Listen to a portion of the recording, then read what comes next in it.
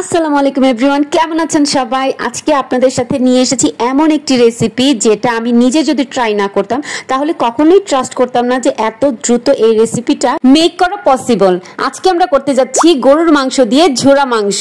চলুন রেসিপিটা শুরু করা যাক। দেখুন তো, মাত্র কয়েক টুকরো মাংস আমি এখানে নিয়েছি। এই অল্প কিছু মাংস দিয়ে আমি কতগুলো ঝোড়া মাংস তৈরি করব। প্রথমেই মাংসটাকে ভালো করে ধুয়ে পানি ঝরিয়ে নিতে হবে।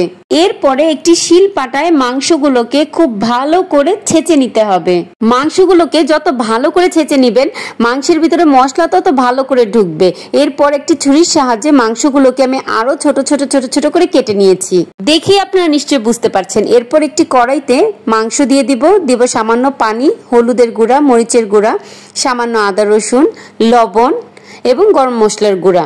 ভালো করে নেড়ে চেড়ে সেদ্ধ করে নিব। এবারে একটি কড়াইতে দিয়ে দিব সরিষার তেল, দিব পেঁয়াজ কুচি, শুকনো মরিচ, কাঁচা মরিচ এবং আস্ত রসুনের কোয়া। ভালো করে নেড়ে চেড়ে পেঁয়াজ আর রসুনটাকে লাল লাল করে ভেজে নেব। আলু সিদ্ধ করে ছোট ছোট করে কেটে নিয়েছিলাম, এবারে দিয়ে দিব। এবারে সিদ্ধ করে রাখা মাংসগুলোও দিয়ে দিব।